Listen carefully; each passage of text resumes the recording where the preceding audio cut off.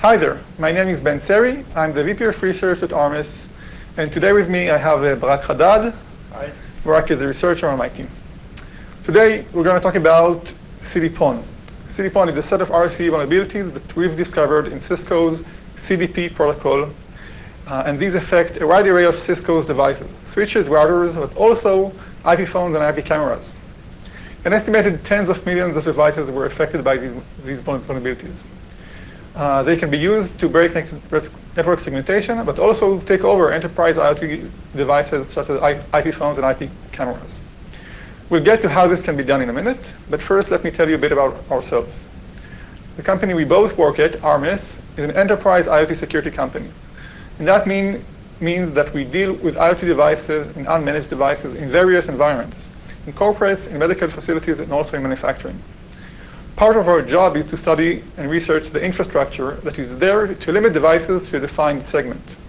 So this research set out to discover the risks to network infrastructure that may enable an unmanaged device to target it and break network segmentation, gaining access to more critical parts of the network. Right, so this is our agenda for this talk.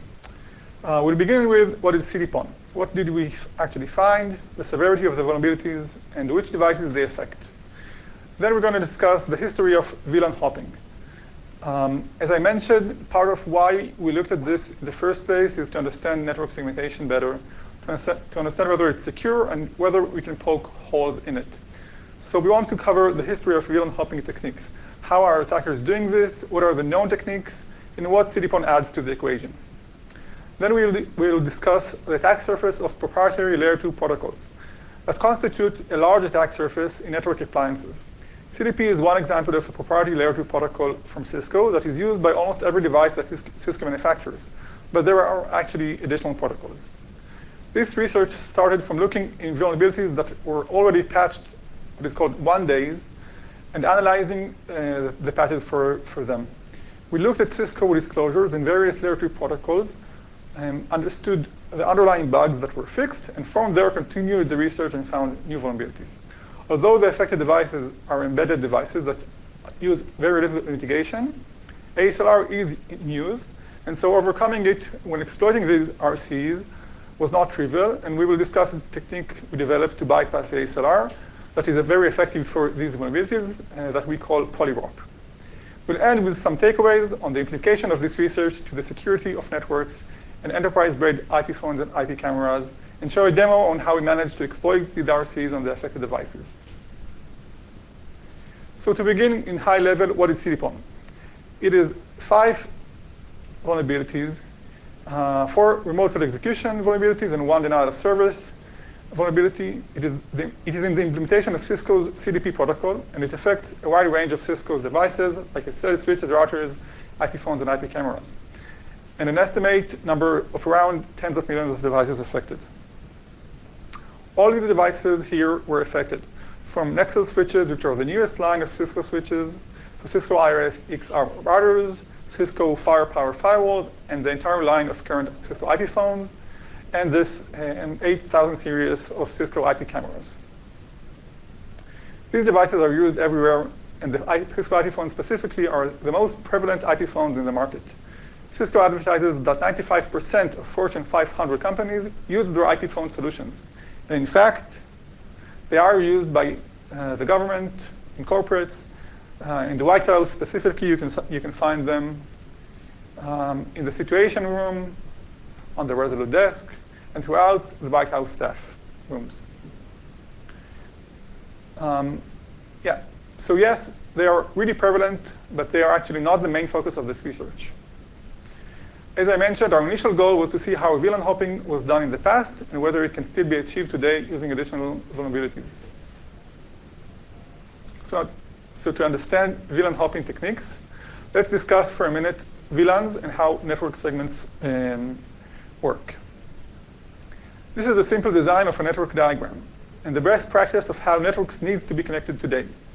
You would separate your devices based on trust level and type of device. So you might have one segment for low-grade IoT devices that you don't trust at all. They connect to the internet, but you really don't want them interacting with anything on your network. And then you'd have a corporate segment for all your corporate assets, your computers and whatnot. And so your network will be split according to these segments in order to prevent devices from low-level trust talking to devices with the higher-level trust. So if an attacker were to compromise a device inside the IoT segment, for example, he could interact with other IoT devices, but he can't, by design, talk with devices in the corporate network or other parts of the network, for that matter. So this is the power of network segmentation, why it should be used. And what are the techniques that existed in the past, or maybe still exist today, that can challenge this strategy? Double VLAN tagging is a very old technique. In certain circumstances, it still works today. It takes advantage of a simple flaw in how VLANs work. Each network has what is called a native VLAN. And it is the ID of the VLAN of any traffic that doesn't have a VLAN header.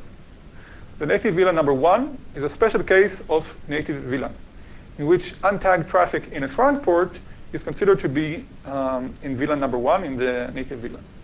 And unfortunately, native VLAN number 1 is the default native VLAN.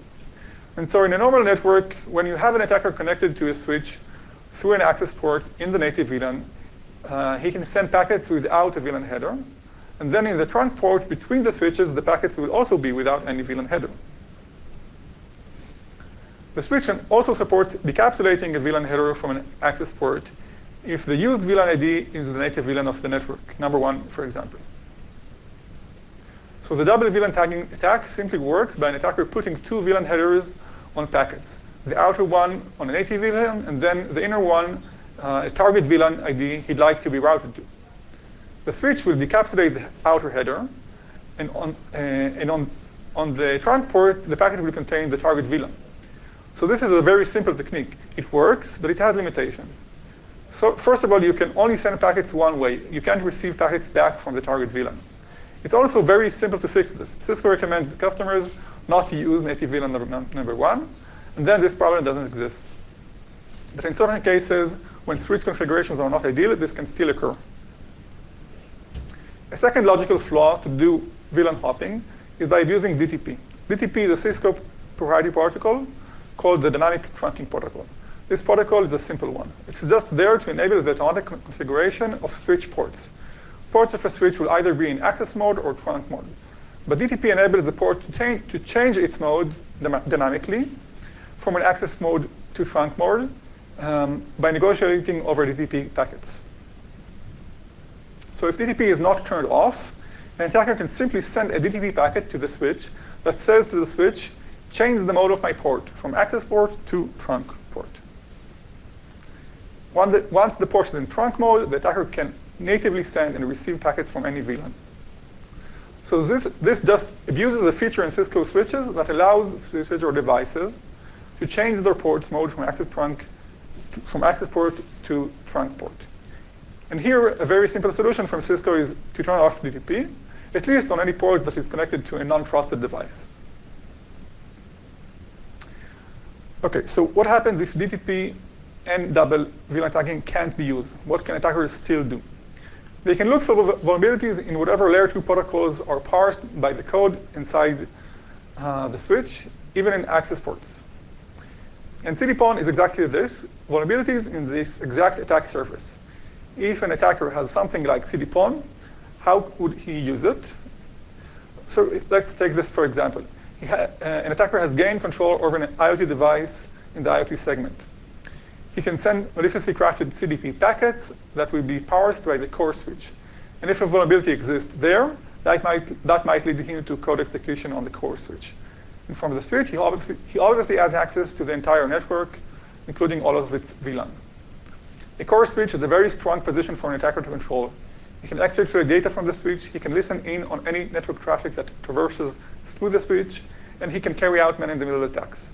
So other than VLAN hopping, which is where we started, it is important to understand that attacking a switch can be a goldmine of its own to attackers.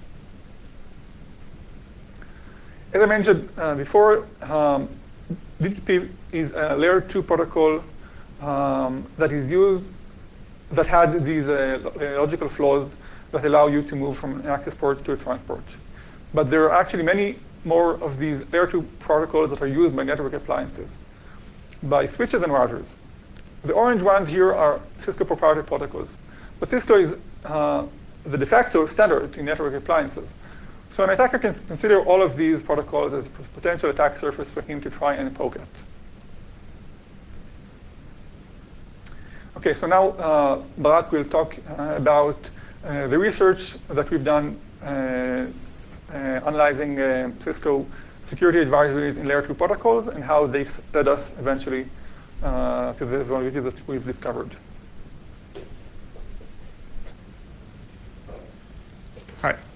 So we wanted to find the most vulnerable parts of the layer 2 attack surface. So we started by looking at 1 days from Cisco's website. Both of these advisories seemed like they could lead to some remote code execution. Both of these advisories are about discovery protocols. Both of the protocols are enabled by default and terminated by the nearest switch. CDP and NDP are discovery protocols. Their main functionality is for devices to find one another in the network. They work by devices simply sending advertisement packets to a designated MAC address. Every device that listens to these advertisement packets records them and will not forward them down the line. CDP, the Cisco Discovery Protocol, supports some advanced features like a Voip dedicated Vlan and power over Ethernet negotiation, which allows the Voip phones to request specific power requirements from the switch. That's why Cisco Voip phones don't have a CDP shutdown function. It will hurt the functionality of the device. We saw this LLDP one day in a Cisco security advisory and thought we may be able to exploit it. And the only technical data was that the vulnerability exists due to improper error handling of malformed LLDP messages. Not much to start from, so we compared the firmware before and after the patch and looked for changes in the LLDP parsing functions. We used Diaphora as a diffing tool. One of its handy features is the comparison of branches, if statements, between matching functions. The LLDP process TLV function changed quite a bit. In green, you can see the changes. The function uses a switch case to parse each TLV.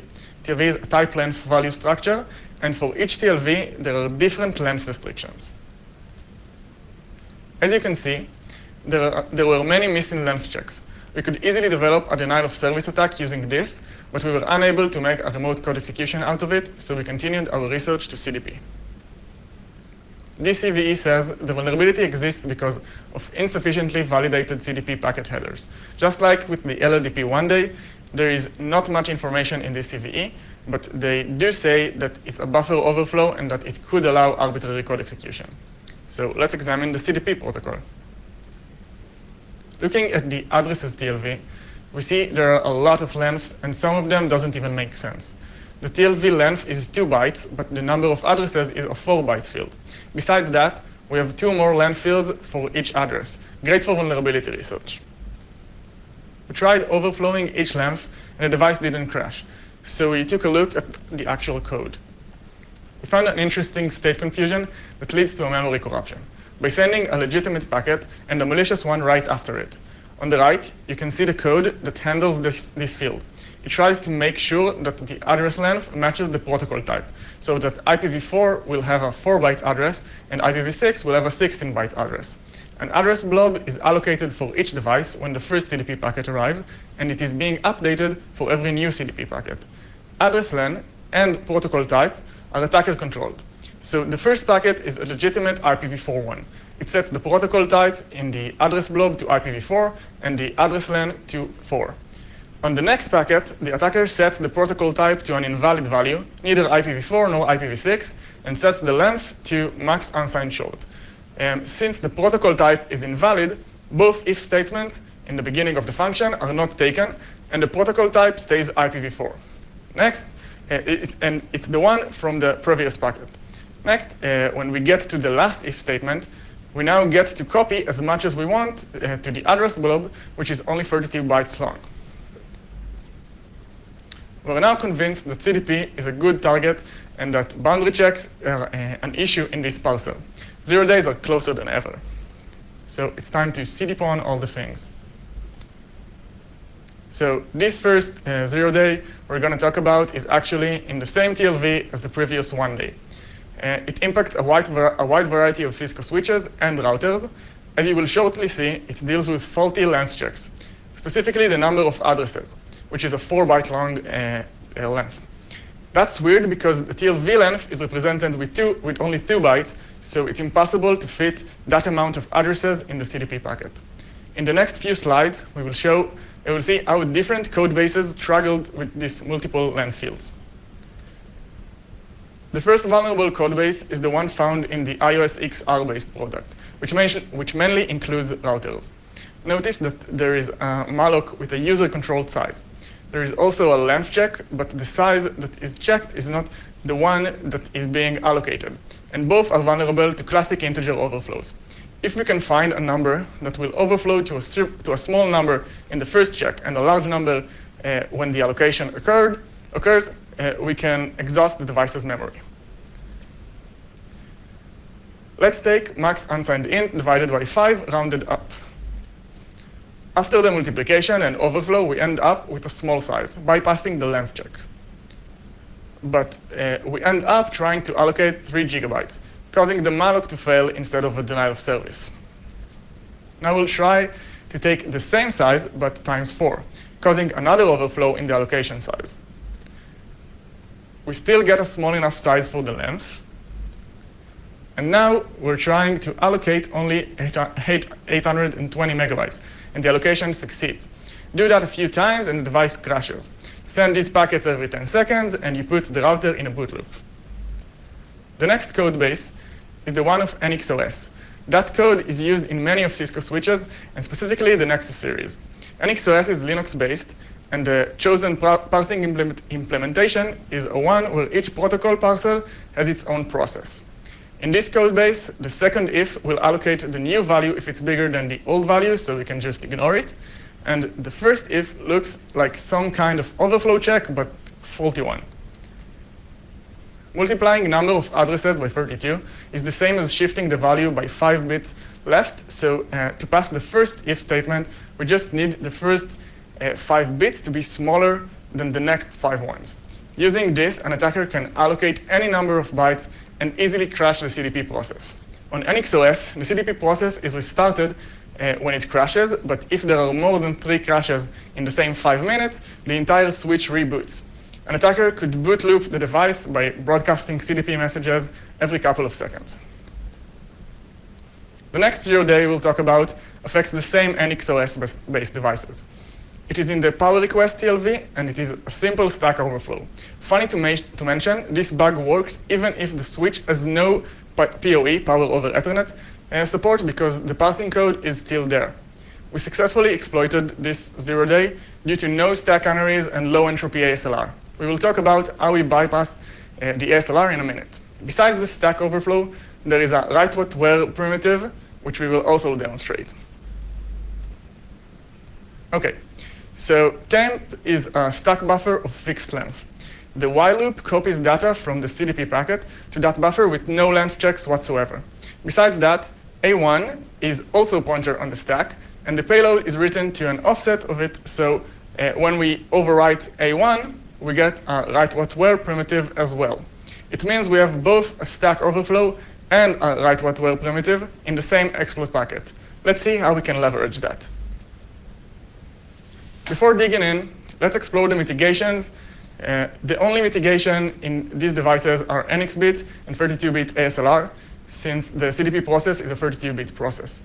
For 32-bit Linux, ASLR is randomizing just 1 byte of the address, and it's not the most significant one. So the distance between 2 adjacent ASLR options is only 4 kilobytes. Multiply that by the number of options, 256, and you get 1 megabyte top distance between 2 ASLR options. It means that if some code section is bigger than 1 megabyte, an attacker can choose an address that is guaranteed to have some code in it for any ASLR option. Besides that, the entire memory map has the same ASLR shift, and shared objects are only 4 kilobytes apart, which also helps dealing with ASLR. We dubbed the term polyrop for the technique of ASLR-based switch case. The concept is to find one absolute address that triggers different ROP gadgets based on the current ASLR option and build a ROP chain that works for more than one ASLR option without the need for info leaks. Using this, we can shorten the ASLR brute force time and exploit the device in minutes instead of days. The hardest part was to find in this poly-ROP chain is the multi-gadget, an address that triggers a different gadget for every ASLR option. We are going to demonstrate a multi-gadget that works for 3 ASLR options. In green, you can see we highlighted the byte that ASLR shifts. As you can see, the addresses are the same except for that byte, so we can put one of these addresses and let ASLR choose the proper gadget for us. Here is another representation.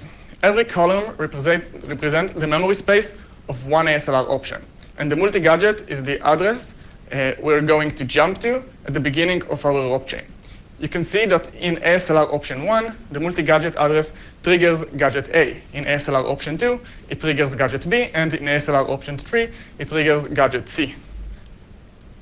So let's take the 3 addresses and check the hypothesis with actual numbers. For ASLR option 0, the addresses stay the same.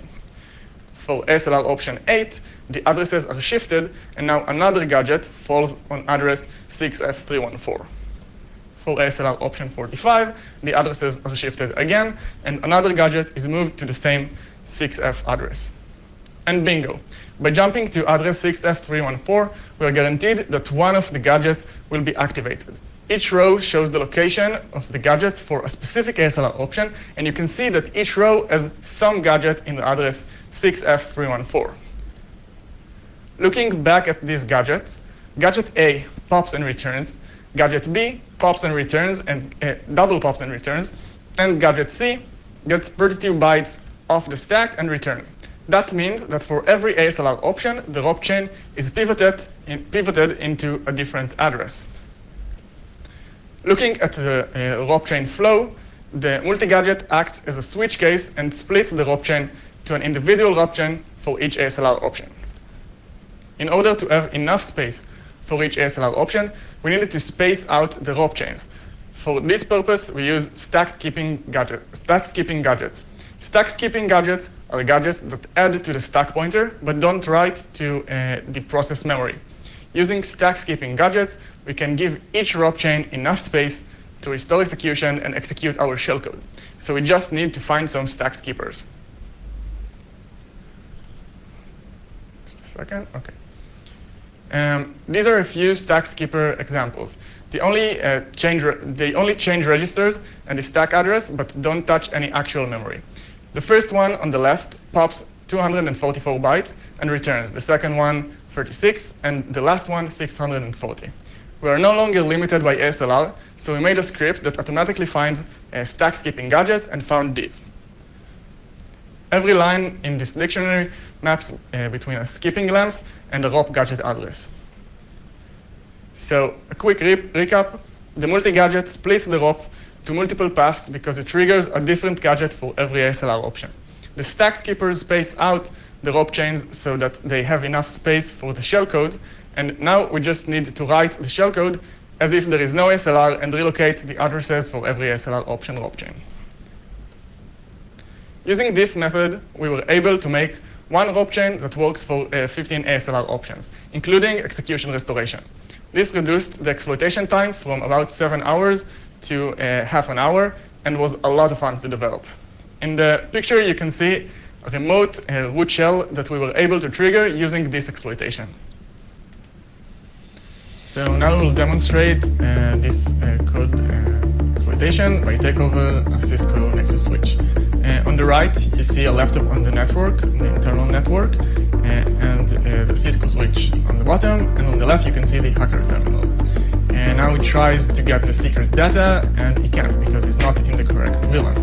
So he sniffs the CDP packets, and inside the CDP packets, he knows, you see the data from which port is connected to the switch. So now he can change settings for his own port when he gets code execution. Now the attacker starts the attack, sends the payload until he gets an ASLR bypass,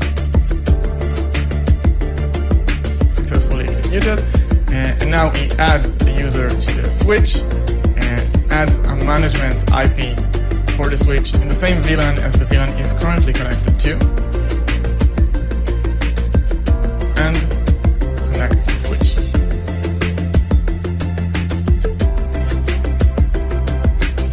Okay, so now he is connected to the switch.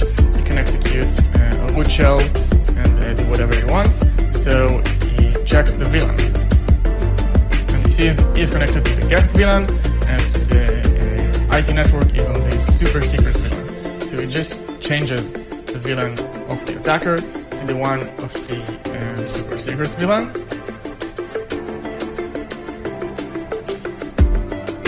And when he's connected to the super secret VLAN, he can get the secret data and exfiltrate it out.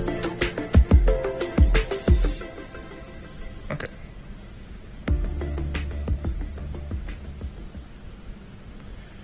Cool. So the last 0 day we'll talk about affects multiple models of Cisco Voip phones. It is also a simple stack overflow using a memcopy with no length validation.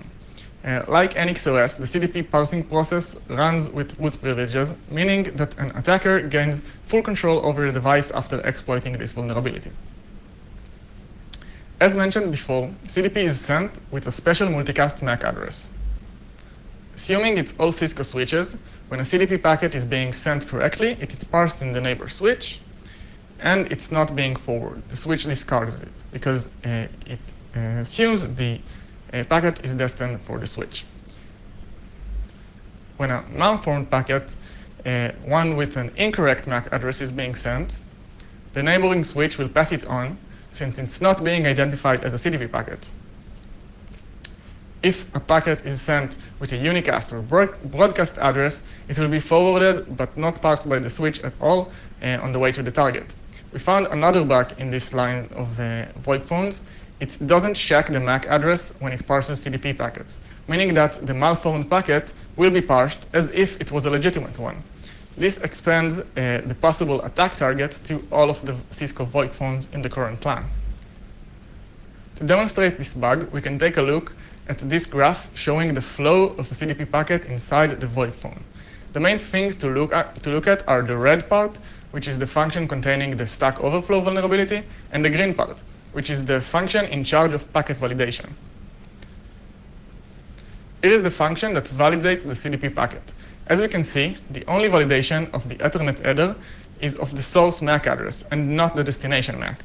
This means that any destination MAC can be used, including unicast and broadcast. Once again, this enables the attacker to attack any target in his local LAN. As we've said, these VoIPs can be found in important places. Let's take a closer look at the exploitation process. This IP phone runs a Linux system with BusyBox on a 32-bit ARM processor. It has ASLR and NX bit on. As we've seen before, Linux 32-bit ASLR randomizes only 1 byte with the top memory distance of 1 megabyte between 2 ASLR options. We will try polyrop for this ARM32 exploit, but there are a few differences we need to consider. First, the addresses in ARM are aligned. It means that we can choose an address that will give a valid opcode for all ASLR options. Second, in ARM, we also have the thumb mode as another alignment option. If we look back at our x86 exploit, the addresses are unaligned, so we may not have a valid code for every ASLR option, but we have more addresses to choose from. In general, it sounds like polyrop should be easier for this architecture. Our first attempt at ARM32 polyrop is all about branching. Looking at the epilogue of the vulnerable function, we see that the function ends with a pop of registers, the stack pointer and the PC. This is actually very bad, since the stack is also ASLR'd, meaning we can execute only one ROP gadget because we don't know where the stack is. But what can we do with just one ROP gadget? We thought of this idea. We use that one gadget to branch to a register, hopefully a different register for every ASLR option. Since we also overwrite the stack pointer, the address we are going to branch to is the start function of the parsing thread, essentially restarting the current thread, but this time with a known stack address. Now that we know the stack address, we can resend the exploit, but this time with a longer polyrop, since the stack address is known. We found this branching multi-gadget. Same as before, the only difference between these gadget addresses is the byte that ASLR randomizes. But each gadget branches to a different register, making a great multi-gadget. The first gadget branches to register 7, the second one to register 4, and the third one to register 12. To sound this polyrop attempt, we use the multi-gadget to branch to register, a different register for each ASLR option. The function we branch to is the thread start function, and stack address is shifted to an absolute address. Now that we know the stack address, we send another packet with a full polyrop chain. The main flaw of this method is that we are limited by the amount of popped registers, and in reality, we found an exploit that works only for 5 unique options. Hence, polyrop ARM32 version 2. This time, we use the same CVE, but don't overwrite the stack pointer or the PC. We found that just by overwriting the registers with the correct values, we get a relative write-what-where primitive. And in the wise words of Sar Amar, some people say that all you need is love. This is a lie. All you need is a relative read-write primitive. We're going to use the relative write in order to spray stack pivots. That's not a stack spray. We're literally going to spray stacks. After we spray our relative stacks, we will jump to an absolute address and let ASLR choose the correct stack for us. We're going to explain this in more detail. Okay, each column in this slide illustrates the memory space of the CDP process for a specific ASLR option. And the three options are 4 kilobytes apart. In orange, we have the absolute address of our new stack. That's where we want our ROP chain to be.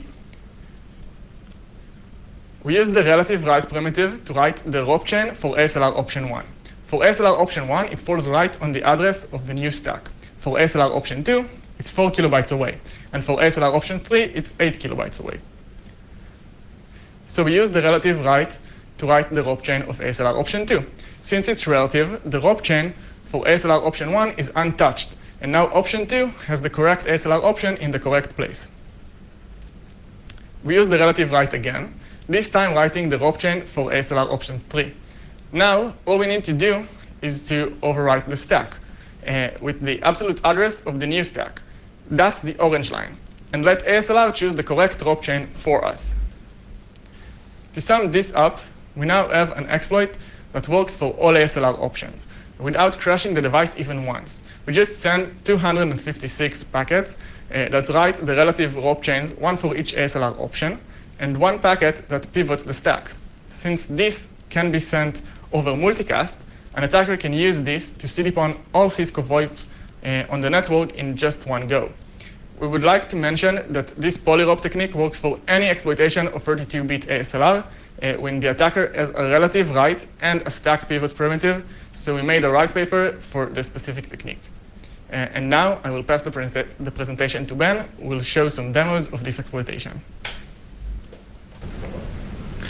Okay, so as Barak mentioned, we managed to exploit this with a bypass of the ASLR.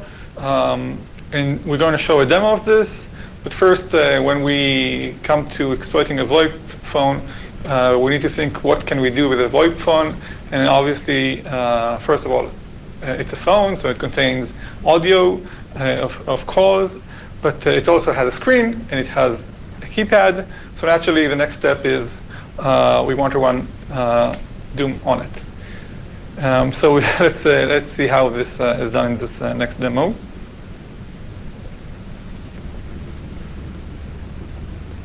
Okay, so on the left we have the hacker terminal. On the bottom left we'll see the audio recording of whatever the hacker is recording on the phone. There is a phone call taking place, or there is something to record, and then the attack starts. We send this unicast exploit in this example, and we can also see that the attacker is able to blink the LEDs and record the ongoing call, uploaded back to his machine, and then we will see that he's able to listen in on the conversation. Now, the fun part, so we take over the screen of the device, we upload Doom to it, and we start the Doom game. And now we can see the skills of whoever is playing Doom here.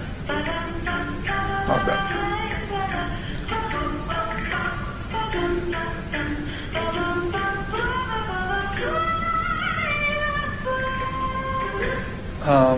Okay, and lastly, we can see that sending this broadcast CDP packet will crash all of these devices simultaneously. We didn't show those here, but using the same exploit that we started with, we can also do this broadcast ASLR bypass and take over all of these VoIPs simultaneously. Okay. So another thing to note that a couple of months after we published this research, there were a few other CVs that were discovered in CDP. And this is something that happens from time to time. One researcher comes in, finds vulnerabilities, and this marks the way to other researchers. There is a potential here for vulnerabilities. And so this brings us to the takeaways from this talk, that the purpose of this research, as I said in the beginning, was to tackle network segmentation. And as we saw, it isn't bulletproof. Vulnerabilities can be found in it. We found 5 of these, and then 4 more were found a couple of months later in CDP. And the attack surface is quite large, so there may be other vulnerabilities that exist here. Second, layer 2 protocols are an untapped attack surface.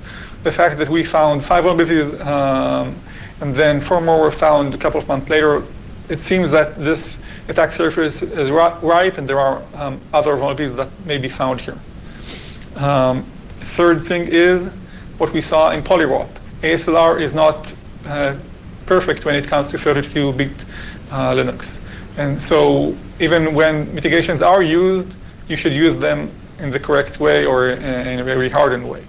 And lastly, but most importantly, running Doom on a Cisco Voip is probably the best use of a conference room, and we really recommend it. And we have some time for questions now, and we'll be happy to take your questions. Thank you.